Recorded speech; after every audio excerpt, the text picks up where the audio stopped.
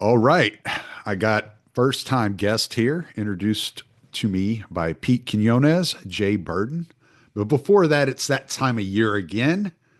It is the Libertarian Institute Fund Drive. If you want to keep the podcast going, all the writers funded, and all the books coming, you got to go to the libertarianinstitute.org/donate and give us your money. That's the fund drive at the libertarianinstitute.org. Keep us rolling. We're a 501c3. Everything is done by donation. So give me your money. And I am happy to say that I have I'm a new affiliate with ALP. And this is extremely important to me. In May of 2024, I made a huge step. I quit smoking. I realized after 28 years of smoking cigarettes, my quality of life had diminished significantly. I couldn't completely,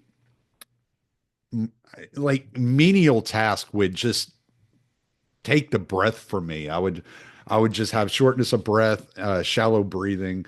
I had just had enough. It was a real problem. It was really affecting my day-to-day life. But as smokers know, quitting is a big decision. Over the years, you reflexively begin to make decisions around your ability to feed your habit. You become a slave to your vice. This is when I began utilizing nicotine pouches. All the nicotine, none of the shallow breathing. It's a win-win. Now I'm proud to announce Year Zero is an affiliate of Alp nicotine pouches. Alp is by far the best nicotine pouch that I've tried since embarking on a smokeless life. Its long lasting flavor and burst of nicotine satisfy my cravings for hours at a time. It comes in a variety of flavors. My go to is the wintergreen. I got one in right now. Check the description of this podcast for a link that allows you to set up recurring orders, delivering Alp satisfaction to your door and get 10% off your order. If you're looking for all the benefits of straight nicotine without the tar and chemicals of cigarettes, I can't recommend Alp more. Your lungs will thank you, your breath will thank you, and your wallet will thank you. If you place an order of $70 or more, you will also be rewarded with free shipping. That's 5 logs or 15 cans recurring each month with free shipping and 10% off your purchase when you use the link in the description. If you're done with tobacco but love nicotine, click the link in the description and get your Alp shipped out to you today. Back to the show. All right, Jay, what's up, dude? Yeah, man, thanks for having me on. I'm looking forward to it. It's always fun, right, when you get connected by friends because the internet's a big place, and I'm continually astounded by guys I really like and guys I get along with who I've just never come across. So I'm really glad to be formally making your acquaintance, man. Yeah, yeah, no doubt. I remember hearing you on Pete's show a couple of years ago, I guess, when I was still driving over the road and I had a lot more time to listen to podcasts. Now I'm just so limited on time because I'm local and dealing with stores and managers and unloading all the time that I can't stay on the podcast in the podcast circuit listening for long periods like I used to. But yeah, it's great. It's great to have a chance to talk to you. And as I was telling you before, I told Pete the subject I wanted to talk about. You were the first name that popped up, and he immediately started a chat between the three of us and introduced us. And yeah, we have made it happen, and I think this is going to be a lot of fun. Yeah, man, I'm definitely looking forward to it. I just want a brief aside. I think that interview on Pete's show was one of the first interviews that I ever did. And look, like you know this format. Sitting on one side of the chair is dramatically different than sitting on the other. And so that's one of those ones I look back on and I'm like, you know what, not my best performance, but you know what, you get better at it. That's the good thing about it. And yeah, man, I'm looking forward to this conversation because I think it's an interesting topic and one that needs to be addressed. Yeah, it's funny because the I I was the first person to ever interview Top Lobster, and look what he's done. He's become like all he has what like he's in on like 4 podcasts now or something like that. He's all over the place. So yeah, it's wild. Like when you see people kind of hit that stride, and they really like, oh wow, I can do this and I can be good at it. I'm still trying to figure out how to be good at it. So, don't hold me too high of a standard. Well, obviously, this is not what we came here to discuss, but I think that's one of the most gratifying things, right? Is someone who, and not to say discovered, right? But you were kind of their first big break. And then to Right. see them, go on, it's incredibly, it's really incredibly satisfying, right? Because if you're kind of operating more on the bush league ends of podcasting, right, where you kind of split the difference between, established figures and up and comers, it's really fun, right? When you pick a winner, right? You see a guy and you're Right. like, oh, this guy needs an audience. He's really smart. He's got interesting ideas, but he just no one's listening to him. And if you're the like, the sort of catalyst, right? The initial spark that can get them up and going. I mean, there's not much better than that, right? Well, what was funny about Danny, and again, this is not our subject, but what was funny about Danny was he had a large following already because he was designing T-shirts and stuff, and people were following him all over Twitter. I think at the time he already had like 15,000 followers or something like that on Twitter when I interviewed him, and I didn't realize he had never been on a show before. And so, it's like, oh wow, okay. But yeah, no, he's a hilarious guy. He's a lot of fun. And I love chatting with people who just like to talk shit and also know what they're talking about, Yeah, yeah, yeah. because it brings levity to some of these really, really dark subjects that we dig into sometimes.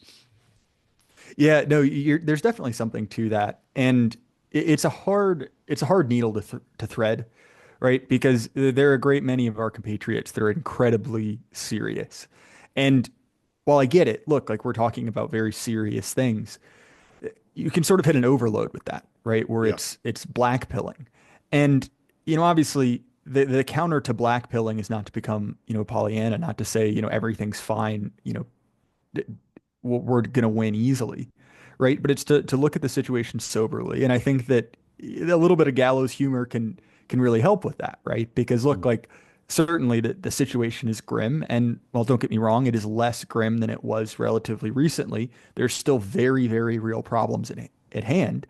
Well, just doom and gloom whining about it, it's not particularly healthy or helpful. And there is a trap in despair, right? I think of Pilgrim's Progress, right? The Slough of Despond, right? Which is this Mm-hmm. like, it's basically the swamp of black pilling, Mm-hmm. and people get stuck there. And so, again, it's a difficult thing to do. You have to, walk and chew gum at the same time, but the truth isn't easy. And I think it's definitely something that, we on the online right have certainly struggled with. Yeah. That that's a really good point because I notice sometimes I'll get into a podcast because the information is so interesting, but it's delivered so with such a weight on it that it becomes overwhelming to me to listen to it for a long period of time.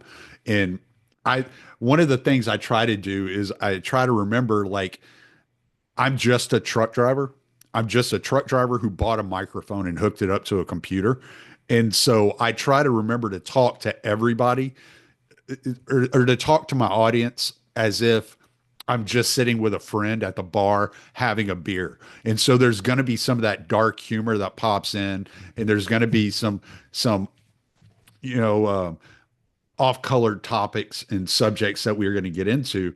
But the goal of it is to record the happenings of the day, the thoughts that are occurring to us, and to find a way to uplift and educate at all at the same time.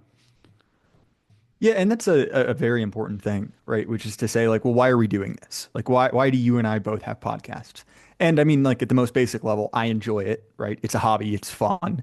There's a very small amount that's technically an economic decision, right? I don't make a ton of money, but Yeah. it helps.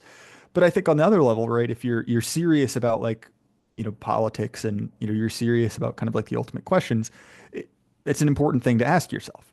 And I think the answer, right, is twofold, which is one, uh, for the audience, right, this is information that can be useful, right? Like in how you actually live your life, how you index with reality.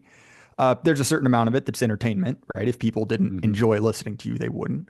But I think one of the other things that we've realized, particularly in the second Trump administration, is there are important people listening to what we are saying.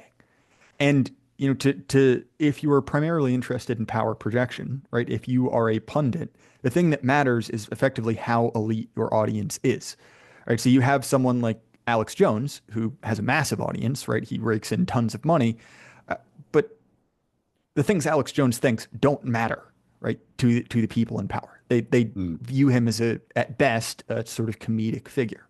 Now, alternately, right, you look at someone like Tucker, who admittedly also has a massive audience, but Tucker seemingly has a direct line to the president's desk. If not that, he certainly has a ton of influence. And you see that in the form of, well, Mike Pompeo puts himself forward as, I believe, Secretary of State, right? Then allegedly, but I see no reason not to believe it, Tucker Carlson calls Trump and says, don't do it. And now Mike Pompeo isn't in government. So that's Hmm. obviously the maximal end of it. But all the time, right, we see our friends, right? We see their ideas echoed from powerful people, right? You have someone like J.D. Vance, who, when talking about immigration, brings up the Order of Morris, right, from Augustine. And while certainly, there's a possibility he just reads a lot of Augustine, I don't want to take that away from him. But those talking points have been around, the internet, right, expressed exactly how he expressed them for a couple years now. And that's just Hmm. one example to hand. There are others. But, right, effectively, we're in a situation where at least some of, the kind of rich and powerful people are listening to us. And, really that matters a whole lot more than the, couple $100 you might make off your podcast or the 10,000 viewers on YouTube or anything like that. Like Right. that's where this actually matters. And look, like I'm not trying to make a populist point of we need to convince 50 plus 1% of people that we're right at all. What I'm saying is if you have captured in any small way, right, the audience of people who make decisions, well, that's an incredibly powerful thing. And I'll use an example, right? We have friends in common who will not be named, who have told me I'm on, XYZ platform. I can see who is listening or reading to my show, and will rattle off, half a dozen highly influential people in government, right? Hmm. So to me, that indicates that, the messages that are coming out of this space are being listened to. And Yep. similarly, right, the answer is, well, why? Okay, maybe we're just ultra entertaining. That's a distinct possibility. I think I'm pretty great. But really, right, the actual thing is that there's an information advantage here, right? The idea is that we're talking about provide you an edge. It can explain things that CNN and MSNBC can't explain. And I think that's the reason why you see more and more private equity, right? People who literally make lots of money off of having an information advantage interested in things like what we're saying. So anyway, that was a very long preamble, but nonetheless, why I think it's actually worthwhile, talking and having a podcast, right? Yeah. No, well, and you bring up a good point, and I mean, this is all drawing us into the subject at hand. So, for the audience, don't think that we're just rambling here. There is, we're heading in a direction. I want to ask you something before we dive in to the main subject. How do you break up the political moment, right? So you got this scenario to where people who are seemingly what we would call left of center, like RFK Jr., Tulsi Gabbard, who are now within the scope of our political alignment with the Trump administration. I and I hear people constantly talk about how, well, I was a Biden supporter until the debate, and then I couldn't vote for Kamala, so then I ended up voting for Trump. And I've heard several people echo that sentiment um, throughout this. And I'm trying to look at it. It doesn't seem like there's a natural left and right anymore. It seems like it's all kind of it's like a toddler's coloring book, man. It's all just kind of squiggly lines and crossing over each other, and everybody's kind of mashed together um, in these weird alignments where you see like the Cheneys aligning with Democrats, and you have, these populist leftists like Tulsi Gabbard aligning with Donald Trump. Is it like an establishment versus non-establishment, or what are we actually looking at as far as the political landscape goes at the moment? So sure. First of all, I want to say that this is not new, right? Political alignments change, particularly after the facts on the ground change. You Mm, know, a lot has been made of Trump's parallels to Nixon, and I think that that's more true than many people realized. Right? Obviously, you have what he's doing, with currency that is from a certain perspective kind of Nixonian, but also what Nixon did is he fundamentally redefined the political voting blocks. Right? You even hear progressives talk about the great party switch, quote unquote. mm, Basically, what they're talking about is that the facts on the ground had changed. The Republican Party changed who its core demographic was. Similarly, so did the Democrats. Really earlier, honestly, due to what LBJ did. But similarly, what I think you see happening now is that really at the genesis of this, like 20 years ago, the Democrats abandoned one of their core voting blocks, right, which was basically working class unionized whites, right, that kind of skilled labor. And that had been a Democratic voting bloc for, decades before. And, when they abandoned that, they sort of slowly over a couple generations, right, adopted what I want to call like the Rainbow Coalition, which we can refer to as kind of like the woke coalition that you see, typified in someone like Obama. And that campaign promise was never explicitly stated, but it was basically, uh, gays, okay, let's say sexual minorities, racial minorities, women against white people, right? That's basically the deal that he made. And so what that produced was, a counterpunch, right? That produced a reaction. Obviously, we saw the early elements of this in something like the Tea Party that eventually became MAGA. And what you see with MAGA is, I've now said it both ways, right? This sort of, evolved voter base, right? And before I get into this, I want to just say Donald Trump is the first president I've ever voted for. I feel quite good in that decision based off what he's done, but I'm not, a MAGA maximalist, right? I don't think this is what saves us, and I have significant issues with that base. Now, similarly, right, we have a voter base change, but even more importantly, we have an elite change, right? The traditional client group of the Republican Party, which was this kind of combination of like high finance and the MIC, right? They swapped over, right? A lot of those people went with Obama. There's a reason that Obama was, using drone strikes and got a whole lot of donations from, big banks you've heard of. Well, again, right, that's going to create a need for something else. So Trump, the first time around, had some, but really not a lot of elite backing. Teal gave him some money. But what we've seen in, the second time around, or I guess the third, depending on how you look at it, right, is he has new friends, right? And there are a couple groups there, some of which are new, right? Like you have, kind of like the tech bro lobby, the Peter Thiel and co. You also have this kind of mysterious third group, which is people like, Tucker Carlson, people like the kind of like what when you call it like older school deep state, right? Who you'd see on like Judge Knapp's show, those kind of people. That's a power block, or at least it seems to be. And then you have old reliable, right?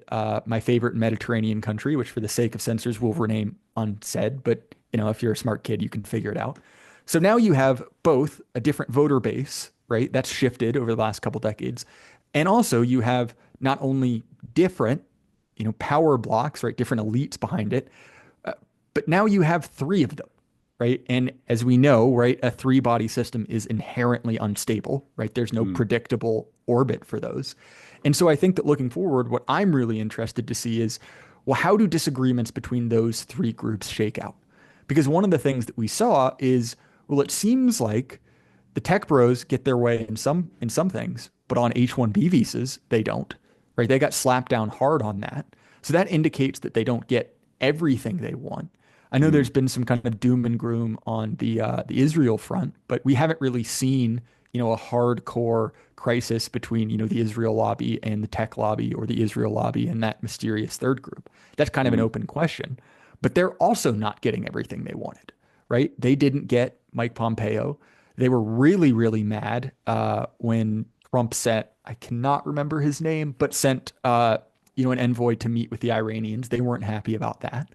And so to me, there are a lot of things in flux. And I think that that's a really interesting time, to be alive. And, one of the things that the reason I maintain, I'm cautiously optimistic is look, like, is Trump perfect? No. But the fact that there are at least three interested parties, that we can identify, not just one, that's good. And two, right, at least one of those seems to be explicitly hostile to the interests of the Israel lobby, right? And so, again, this isn't perfect, right? There are certainly things I disagree with Trump on. I don't agree with kind of Trump's kind of like social libertarian streak, but we're in much better circumstances than I really could have predicted. And again, Trump is doing something very good for us, which is effectively he is punishing our enemies and rewarding our friends. Right? So we're here to talk about the left, right? And one of the things that Trump and by extension Elon Musk has revealed is exactly how much of the left and our enemies are completely and totally artificial. Right? This wasn't an organic thing. They were literally getting paid by the government. Right? So you look at something like Christianity Today, right? Hmm. A pretty liberal Protestant rag. And well, when did they go hard left? Well, it turns out they go hard left right after they get a cool $1.8 million in USAID money, right? That's suspicious. And, that's just one to hand, but you can see, dozens of other examples of, like crazy people getting lots of money to push far left causes. And it's that money's coming from us, right? It is literally, basic government corruption. So that's good, right? The fact that he's, firing federal workers and we know exactly what federal workers are up to thanks to, Chris Rufo publishing the kind of like sordid deeds of the Oh NSA man. and CIA agents in their private I chat was gonna rooms. ask you about that. Yeah. So point is, right, he's punishing those people, which is good. And so what I think is that, Trump is solving a lot of problems. I doubt he will solve all of them. And really that comes down to the fact that there are kind of two types of issues at play here. Right? There's the Hmm. first order ones, which is basically uh, we as a country are incredibly mismanaged, right? We have a lot of very stupid things that the government does that serious countries would not be up to, right? For instance, CIA agents talking about, getting the hair on their buttholes removed, right? On Hmm. government time. That's Yeah. not something that a serious country does. And I'm not trying to be deliberately shocking. That is probably the least objectionable thing revealed in those logs. Yeah. But on the other hand, right, you have what I consider like civilizational issues, right? The problem of being a civilization that seems to be in a multi-century decline. I don't think Trump solves those. Now, what I will say is if you are interested in solving those problems, Trump is making your life a lot easier, right? You are devoting less resources to, for instance, worrying that the FBI is going to, kick down your door and arrest you like they did to those, 80 octogenarian, pro-life protesters, right? That's helpful. But to me, that second order problem, that kind of like deep civilizational entropy, I don't see this as solving. I'd love to be Hmm. wrong. Like genuinely, I'd love to be wrong. Even setting aside, right, my natural pessimism, I think one of the really deep problems that we're facing, right, is, the problem of the left. And, I know Moldbug has kind of fell out of fashion in recent months, but, he defines the left as effectively, equivalent to entropy, right, to decay. That is the force of entropy. And you see that in the way that the left has gained power, right? How do they get in charge?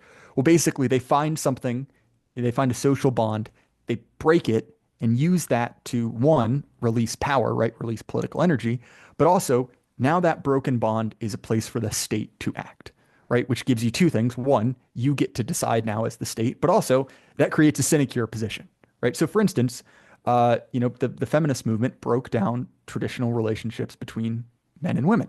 Hmm. So, well, okay, now men and women have that, that their traditional framework for how they ought to act to one another broken. What do you need?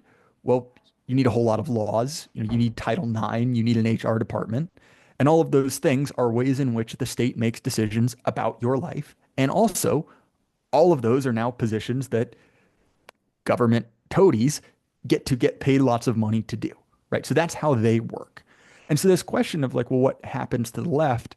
I mean, in the immediate term, they're certainly hurting, right? They are being punished, and I think that's a good thing, right? We're sort of this is the equivalent of, right, like in boxing, like a body blow, right, where you're taking away your opponent's stamina, right? You're hurting their legs, and in the literal way, right, that many of these people would have been either activists or donators to certain candidates. They don't have money anymore, right? They don't have the Hmm. time to, politically agitate because they have to get real jobs.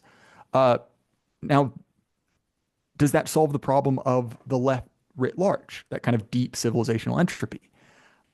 I don't think so, right? Because if you look at the things, Trump does and says, many of them are still fundamentally liberal, right? Like look at the decision that Trump basically handed, striking down Roe versus Wade. I want to say, first of all, that's a good thing, right? If nothing else, I would have voted for Trump because of that decision, right?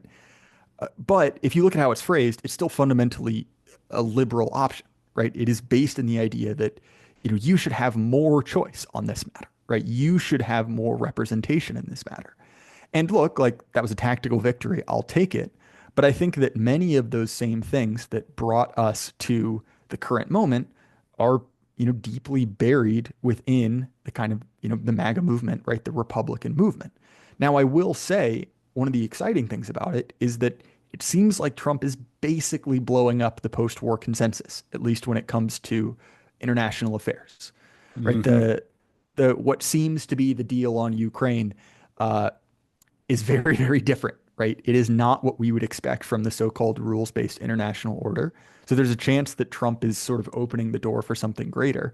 And then also, right, that if we look at that kind of mysterious third power block behind the president, right, you have someone like, Tucker Carlson, who I'll pick as emblematic.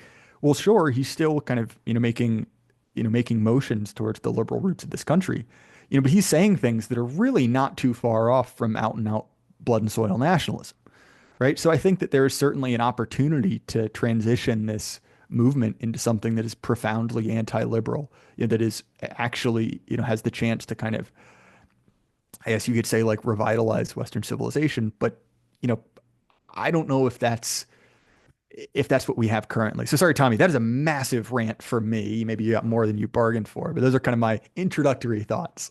That's a no. There were a lot of things there you touched on that I was like, yeah, I want to talk about that. I want to talk about that, and then you triggered some things in my head. So one of the things you triggered was I was I have been genuinely shocked that the country on large is behind what Doge is doing and are completely taken aback by the discoveries in USAID, which is a subject I've talked about for a long time. Um, I've been on USAID,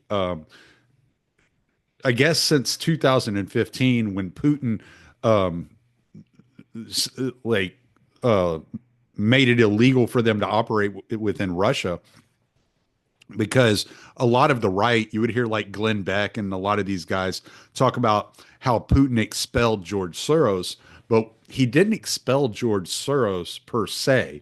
What he did is he expelled USAID and NGOs that operate under USAID, utilizing USAID's money. And George Soros was involved in a lot of those NGOs. So USAID was always, I always considered it as arm of the CIA in order to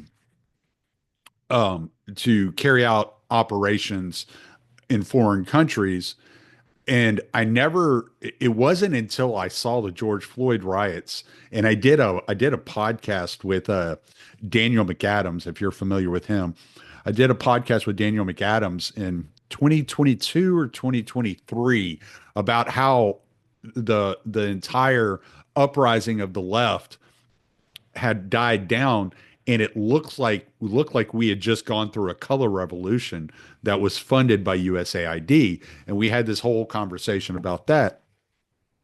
And when you start looking where the money for the BLM riots came from, it came from the Tides Foundation, is an which is an NGO that takes money directly from USAID. So I think people starting to see these links and connect these dots are genuinely shocked and genuinely disheartened by the way the money's been spent. And I was shocked by that because I thought more people were supportive of these causes. And it came comes to come to find out it wasn't the average citizen that's supporting these causes naturally or from a roots level. It's because the universities, the media, and the bureaucrats have been taken over by the left. And you don't need and I always thought in order to have like a populist left movement, like a Bernie Sanders type movement, you would need a lot of leftists on the ground. And so I was like, man, our entire citizenry is moving left. And then you start seeing, oh wait, after this last election, you're like, oh wait, okay, people are actually further right than I thought. And you can look around Europe and see these natural movements of the right start popping up around Orban, or you see it in Germany. Just had an election in parliament where they moved to the right.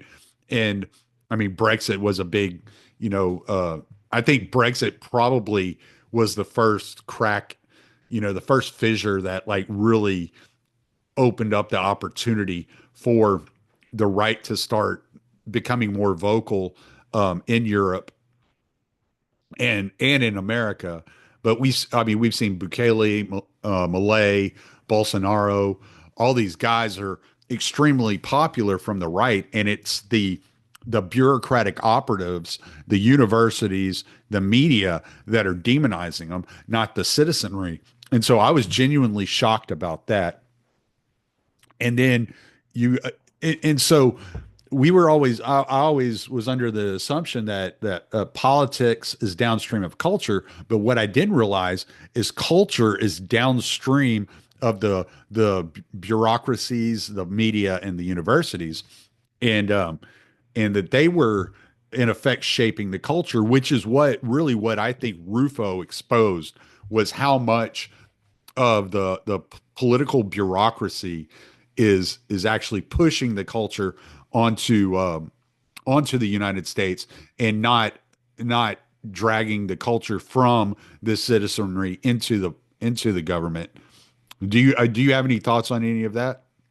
Yeah, I do. And honestly, this was kind of one of the most interesting things about it because, I, like you, had kind of thought a lot of this was true, right? Like it just didn't make sense to me, right? Mm. How can this be organic? Because, one of the things you see from, the detractors, right? People on the kind of like dirtbag left, the kind of like left wing independent media, is they will basically look at right wing independent media and say things like, oh, why does it look so crappy? Why do they have so many ads? Well, the answer is because it actually has to be economically viable, right? We have to pay for our own stuff. And the alternative question is, well, okay, well, if we have to, well, why does their stuff look so slick? Why does it look so good? Why don't they have ads on it? It shouldn't make sense, right? It should be, Hmm. if it were a fair playing field, there would be, a bell curve. Well, it turns out the answer is the government was just paying them. They were just getting money to do this, right? To Hmm. kind of echo state propaganda. And, I'm glad you brought up Soros, right? And I'm glad you brought up the Summer of Floyd because Scott Horton was recently on Pete Quinonez's show and talking about, Ukraine.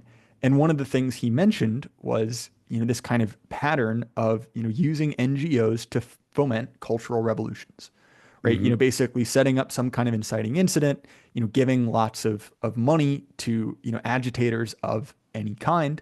And, we see this very cleanly in other countries, right? So for instance, right, like, well, why isn't Russia a democracy? Well, Russia isn't a democracy because, they don't give money or they don't, appreciate Western NGO interests, right? And so what do? Well, we give money to, people like Pussy Riot, these kind of like extreme LGBTQ activists, because, they are enemies of the Russian state. They agitate, right? And, we see them as an enemy. And so that's the tactic. Similarly, right, what you're watching in Romania happen right now, right, where, someone gets elected, they find some kind of bizarre procedural reason that they can't be elected, or they, as we saw in our own country, manufacture, certain procedural outcomes. How's that for dodging YouTube censorship? Uh, and then, they basically engineer mass protests. And we've seen this playbook over and over and over again. And I think that, the move that the Trump admin has taken, which is not necessarily to fight, the kind of like head of the snake, right? But to go after the base, right? So again, similarly to fighting, right? They're not headhunting, right? They're punishing the body. They're going at the actual funding network for this. And I think that's Hmm. very, very smart. Again, one of the things that I see as a sign for hope is uh, it seems like the people behind Trump, I'll put it like that, are taking this very, very seriously. This not just from the perspective of like, okay, what would be a smart tactic to demolish the traditional base of power for our enemy, which is basically, not to put too fine a point on it, the American deep state, right? Not to just do that, but also, one of the other interesting things has been the kind of, incredible saturation, right? That just like dozens and dozens of things back to back to back to back to back. And look, like you have someone like Stephen Miller very clearly saying why they're doing it. And the answer is they're doing it so that they can overwhelm resistance. Because one of the things, right, again, if we're talking about the left, that the left has done very, very successfully in recent years is basically find and pick battles, right? We are talking about this. We are not talking about this. And really, one of the things that, really kind of shows you who is the leader, right? Who is the kind of like primary party in any disagreement is basically who sets the terms for what is being discussed. So for instance, right, the very fact that, you know, trans athletes in women's sports is a discussion at all, well, that's basically a win, right? Because what you're doing is you've already accepted a number of premises from the previous culture war, and you are forcing your enemies to defend that, right? Like you're Hmm. basically getting conservatives to defend Title IX, right? Which is kind of a bizarre situation. And so the fact that this admin is basically not only going on the attack, but doing it in so many ways to that there really isn't a coordinated response to this. So again, if we're talking about the left, one of the interesting things I think will be, well, one, where does resistance crystallize, right? Like what is the actual, like the fights that they are willing to, go to the mat on? Because look, like we've seen some of that, right? We've seen, judges making certain blocks, but it seems as if, right, this might go to the Supreme Court, right? It seems like this might be something where we actually get a decision made that yes, the president can do this, uh, which would honestly be pretty interesting. I don't know how that shakes out. As regards the kind of like left wing base, right, the people on the ground who do things like, burn down CVS, that's another interesting question, right? Because the answer is, well, how much of that was real and how much of that was fake, literally funded? I'm sure you remember, right, the pallets of bricks, the Soros Yeah. DAs, all of that. Well, if that funding has dried up, if that's become more and more difficult to fund, well, you might have chopped that off at the leg. Now, alternatively, right, if we're talking about like the social inclination towards liberalism or to leftism, that's a much harder thing to do. Now, to me, right, if we're looking at like what are our kind of win conditions, right? What are the signs that will indicate like, oh, the left is actually hurting?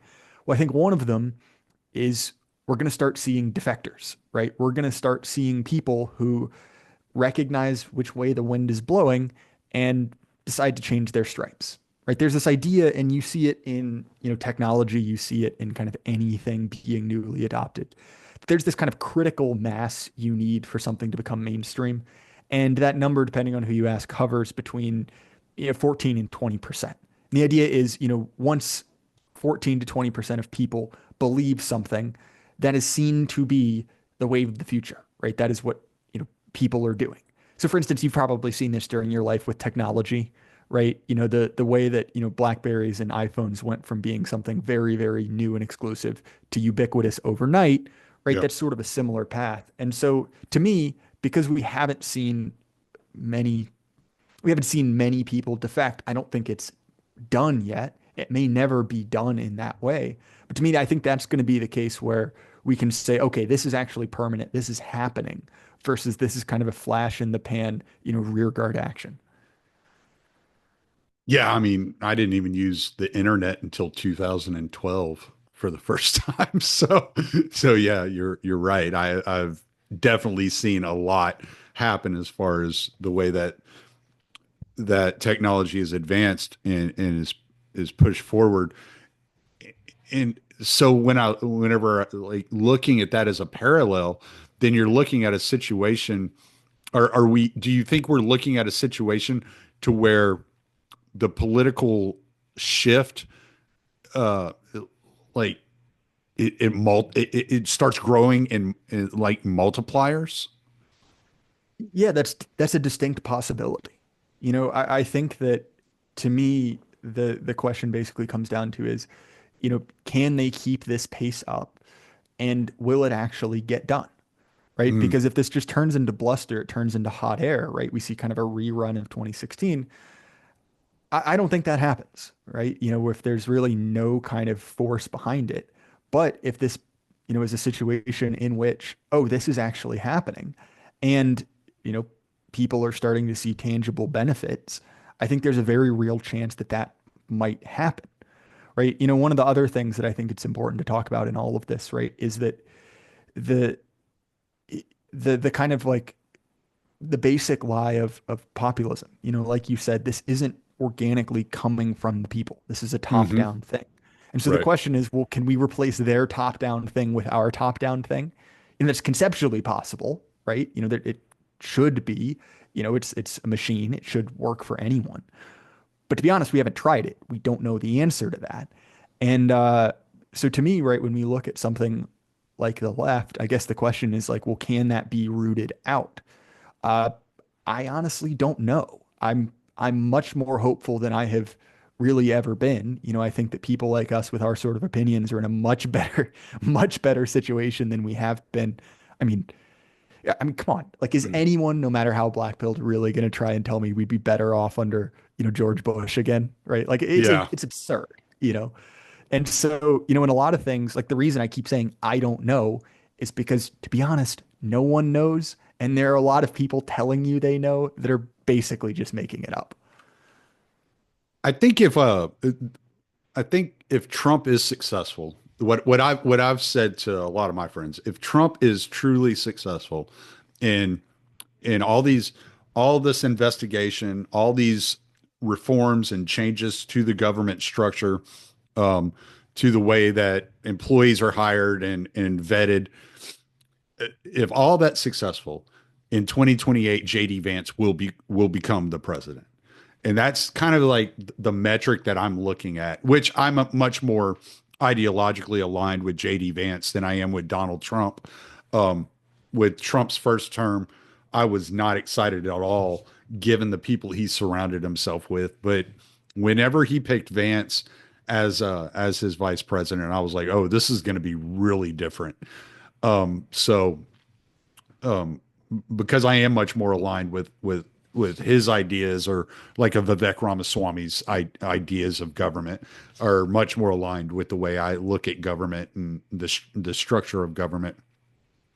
But the left, and this is gets down into the root of what we're talking about. They're not going to stop.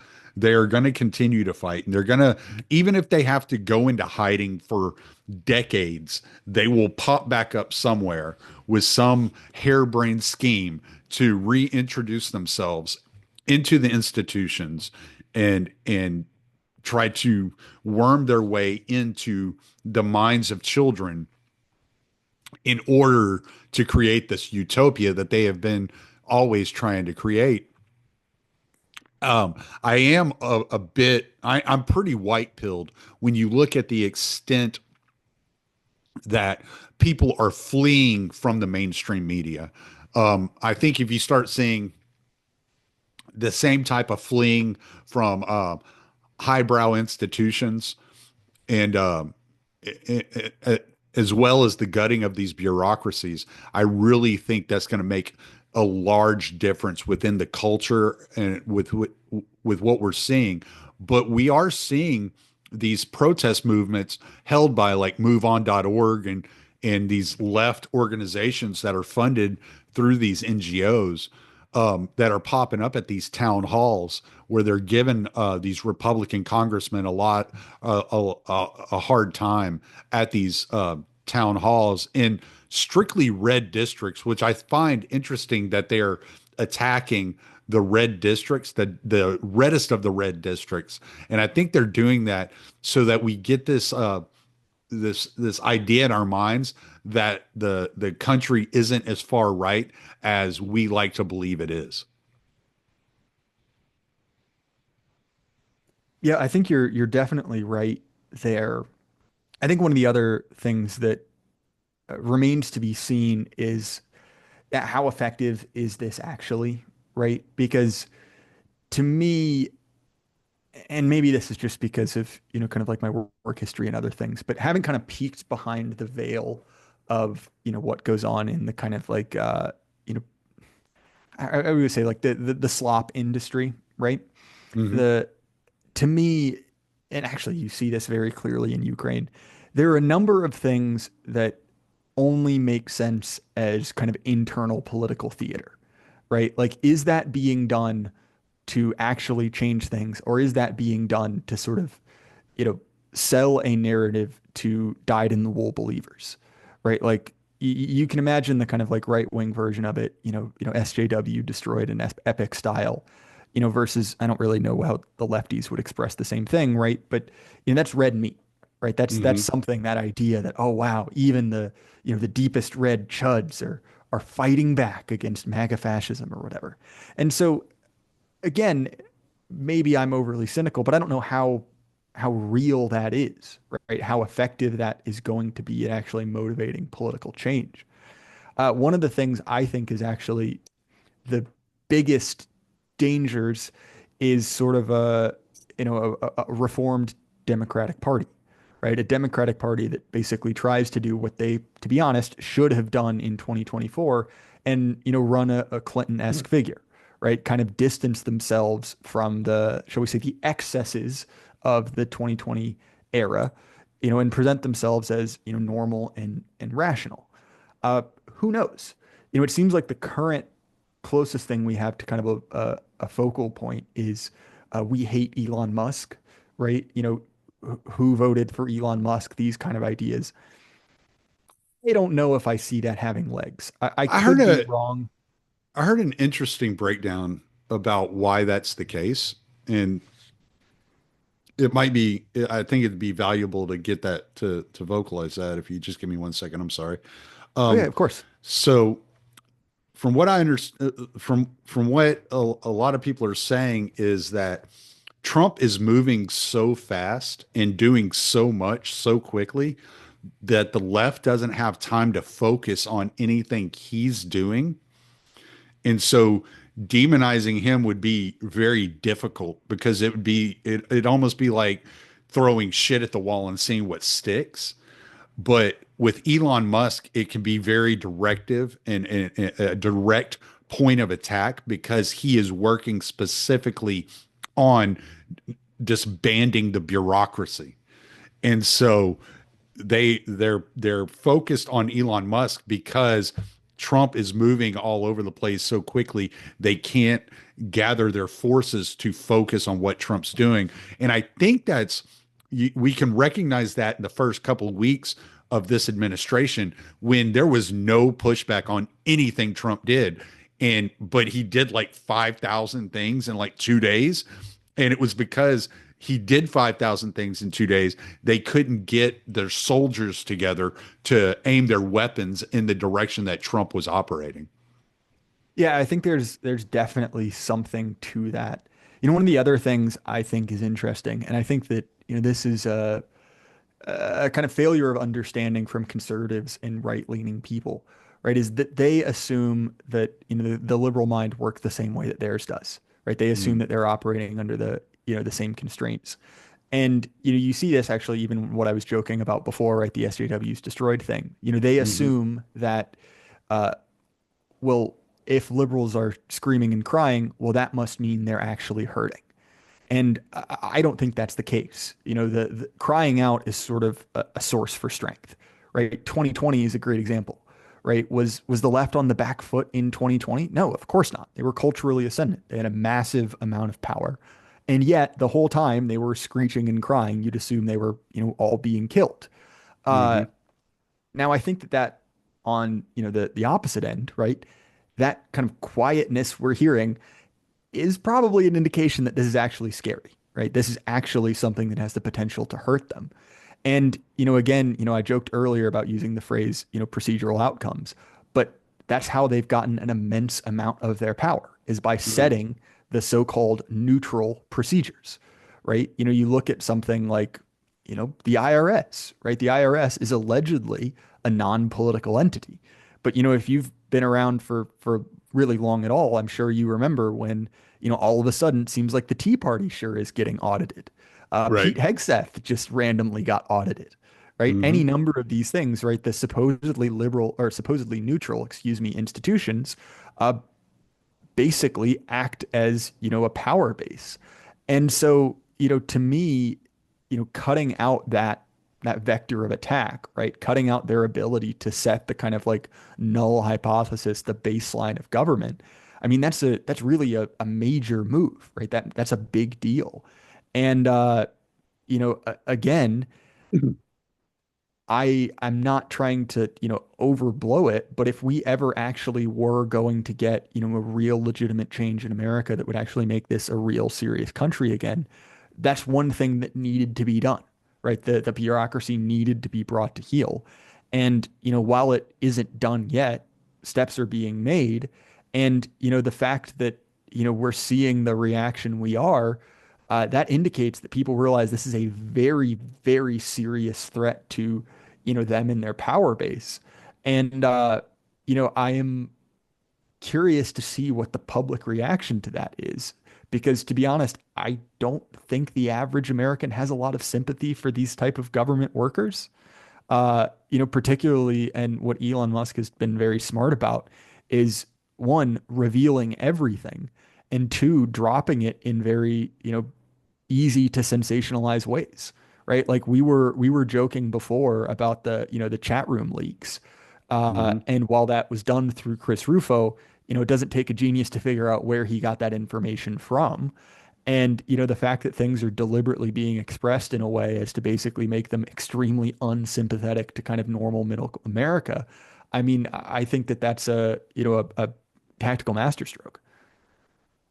Well, and the fact that it was less than 24 hours later, Tulsi Gabbard had already fired and ripped these people of um their their status, what do you, not top secret, um The security clearance, yeah. security clearance. Thank you. Um, so that was done within 24 hours, and we're always led to believe, well, the procedure, the process, you got to go through this, it takes forever, and it's like, no, look, you could just do it. And so that should open a lot of people's eyes that we've been lied to about the way that government has to operate, that it slow rolls the things that it's not interested in doing, and it fast tracks the things that it's interested in. And so when it comes to, like, when they say that you're going to shut down the government and it's going to affect all these, benefits that you get as an American, these non-essential workers are getting laid off. And I'm like, well, if they're non-essential, why are they there? Like, why is the government using our money to to do things that are not essential? Like, that could better be left to the private sector to operate in. But they always shut down the things that are going to hurt the average citizen the most, because they want you to feel the pain. They don't want to feel the pain.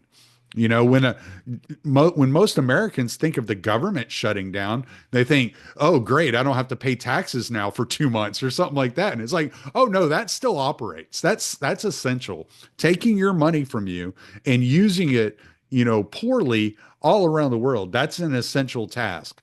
But what you're not going to get Medicare this for this month or whatever. And it's like, come on, man. Like, it's intentionally designed to put the most pain on the citizenry. So the citizenry demands that they, expand government by, twofold every chance they get. And it's a ridiculous notion because most of the time the citizenry, let alone the politicians voting on these bills, have no idea what the hell is even going into these bills, where this money's going, what portion of the government's growing, why it's growing, and who it's going to benefit.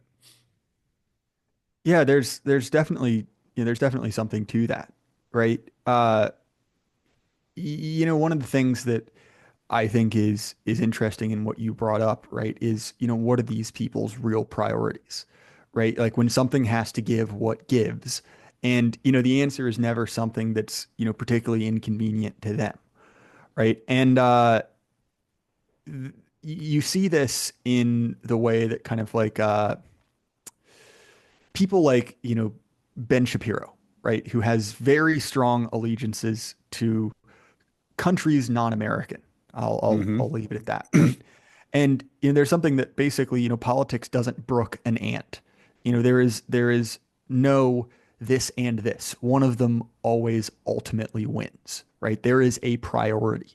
Something wins out. And this is an idea you see in scripture, right? You cannot serve both God and mammon, right? The idea is when there is a compromise to be made, you have to make a decision. We and one of the things that I think is, honestly kind of, hopeful, and I see in people like Vance, I see in people like Tucker, uh, is they like America, right? They want America to do well. They like the country and they like the people in it. And, look, simply kind of liking the country that they rule is, I mean, let's be honest, that shouldn't even need to be a requirement, right? That should be kind of like unstated. But, Yeah, it should be a when you're in a given. situation when that's been very clearly lacking, right? When it's not been the case, it's a pretty strong it's a pretty strong thing, right? It's a pretty strong Hmm. leading indicator. And I think one of the things that I see in Vance that I like, and I have sort of a mixed relation to Vance. There are some things I really like about him. There are other things that, I don't, but I'm going to give him credit for this, is he's done an exceptional job of, framing things in strong moral language, right? Like as he said to that, I can't remember which, you know, TV anchor it was, but when he literally said like, no, you don't have the right to come here. This is my country. Even when he was defending his remarks on the kind of ordered loves, one of the things he said is that like, Is that the idea that Margaret Brennan or something like that? quite possibly, who Is knows, that the right? one where he's like, frankly, Margaret, I don't care. Yes, exactly, right? But that idea Like, of, frankly, I don't care. Well, to be honest, that's a huge shift in mentality.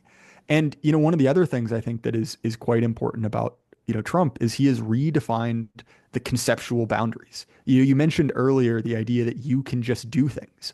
Well, for a long time, we've been told that you can't. And we've been told right. that that is simply not possible. That all you can do is manage the decline. You can manage how many illegals come into your country, but you can't get rid of it.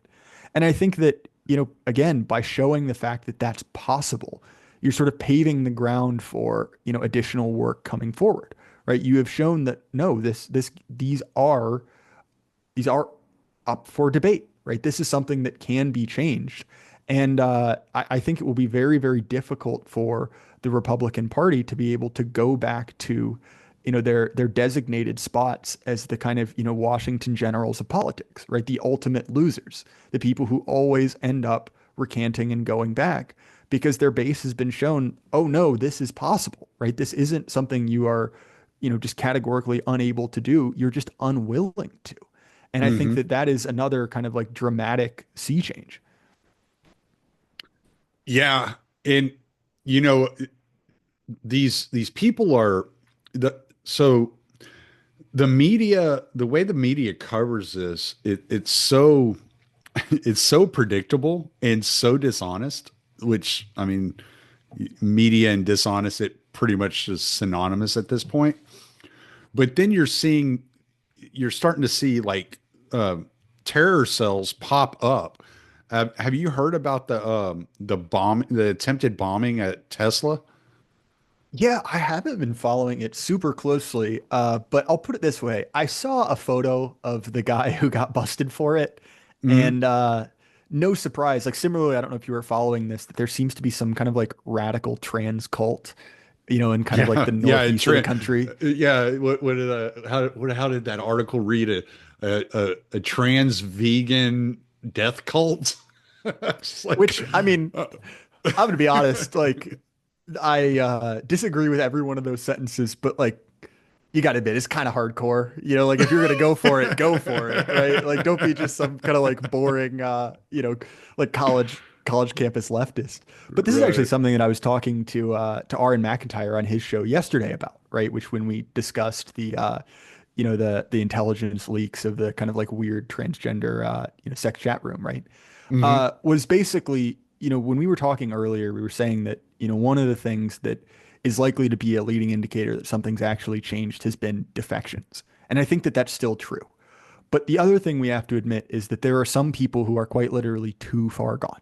They have fully and totally bought into it, right? Like this isn't your nephew who went to school, got a little bit liberal, and then by the time he's 30, he, is, kind of a yuppie type, right? Watching Tucker and, Joe Rogan and stuff like that. But there are some people who've made real sacrifices, right? They literally sacrificed their body, for this kind of, state civic religion. And, I think that those people, very few of them, if any, are going to be able to convert. Well, certainly some are, right? We've seen lots of people, quote unquote, detransitioning in recent months, which I think is a good thing, right? I hope that all of them do. But Hmm. there are some people who are sort of unable to do so, right? They've bought Yeah. in hook, line, and sinker. And do I think that's the majority? No, I don't. But I do think that there are this like hardcore of, tranissaries. There are this hardcore of people who realize the only way they will ever have, social status, the only way they will have, a decent job is if this ideology is, reigns supreme. And I think those people are going to be very, very hard line. Now, look, again, like I said, we're not looking for kind of a populist victory here. We're not looking for 50 plus 1%. But look, the left isn't gone. Those people still exist and will likely Yeah. exist for a long time. It's just, they've had some of their, funding cut off, right? Right. And that was kind of, I had told you this at the beginning. That was one of the things I was thinking of when I see the celebrations of what's going on and, you know, quote unquote owning the libs going left and right. I can't help but think, we watched communism fall in the early 90s and the left never disappeared.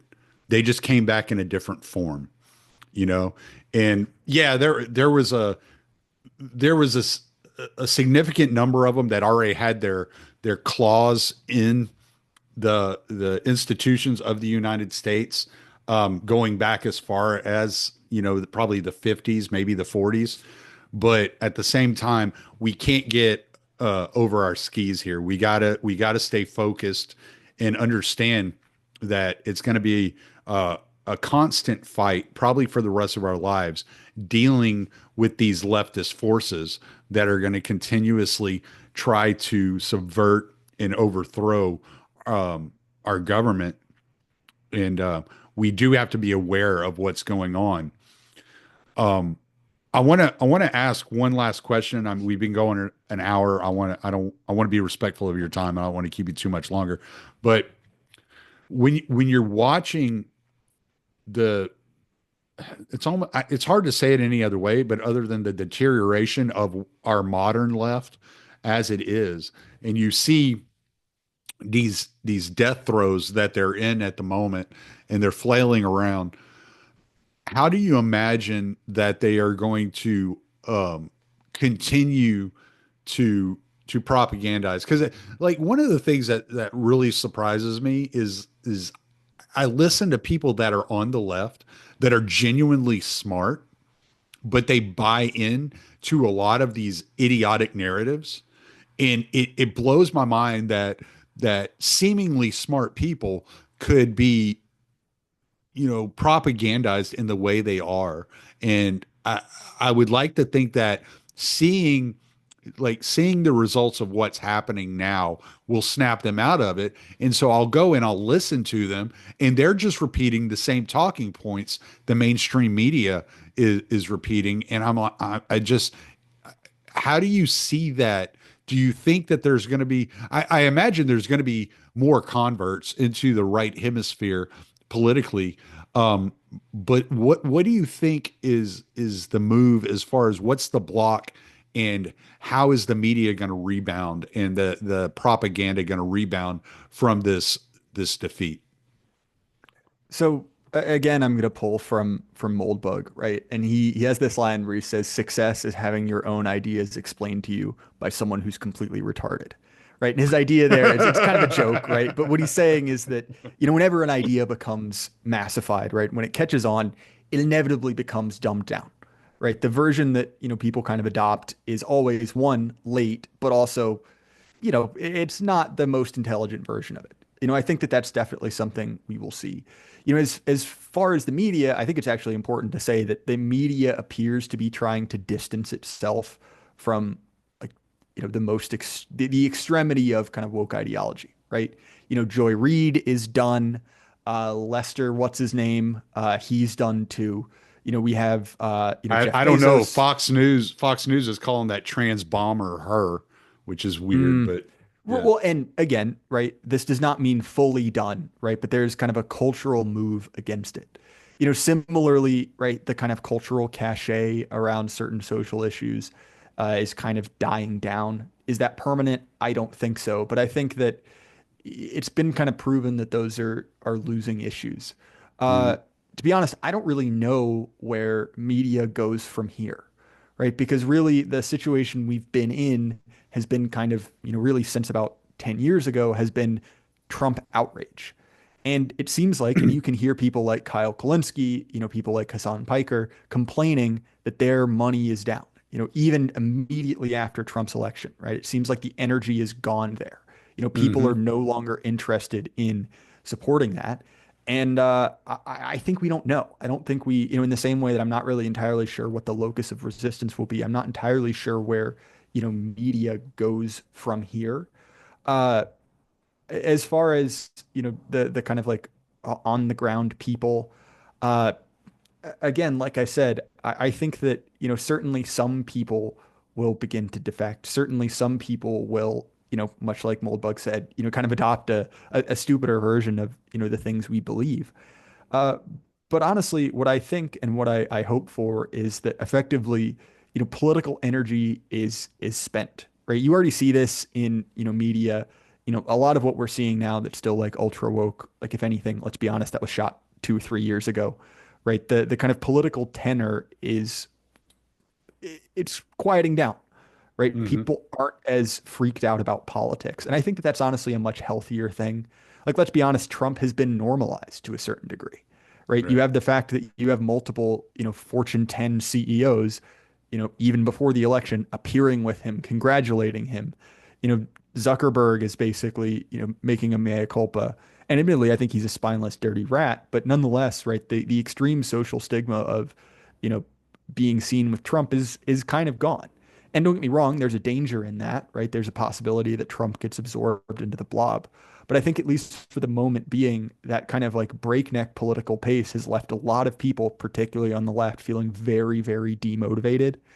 And even in the reaction to this, right? Like you remember after, 2016, there was the massive, the women's riot. There was the, oh, what did David Hogg do? Whatever march that was, right? Like all of these kind of Mm. mass demonstrations. And, there's been none of that. It seems like their energy is completely and totally gone. And, again, I'm going to keep going back to this analogy of the body blow, right? If you're already, your hands are starting to drop, you get hit with a big body blow. It's like there's not much energy left in the tank. And that's true both, socially, spiritually, but also the fact that Trump is going after these people's pay, right? He's literally getting rid of, their time and money to oppose him. And I think that it's really no shock that we're seeing a real lack of energy. Well, all right, man. Any final thoughts? And if not, plug away. Yeah, sure. So my primary output is the J.Burden Show. Post twice a week. You can find the J.Burden Show on Apple, Spotify, YouTube, anywhere you listen to podcasts. And what that is, it's an hour-long interview show. You might have figured out the format. It's not exactly revolutionary, but I talked to a lot of our mutual friends. I was looking over your feed, and there's a whole lot of crossover there. So I highly recommend you check out my work. And again, man, thank you so much for having me on. Yeah, no doubt. I will definitely make sure to put a link to your show, and I'll definitely start listening to your show. I'll go subscribe right now so that I can start getting those updates as soon as they come through because I was not aware that you did your own show. And so here we go. I get something new to put on my plate and see if I can't keep up with it. So, but I appreciate you coming on, man, and I'm going to stop the recording.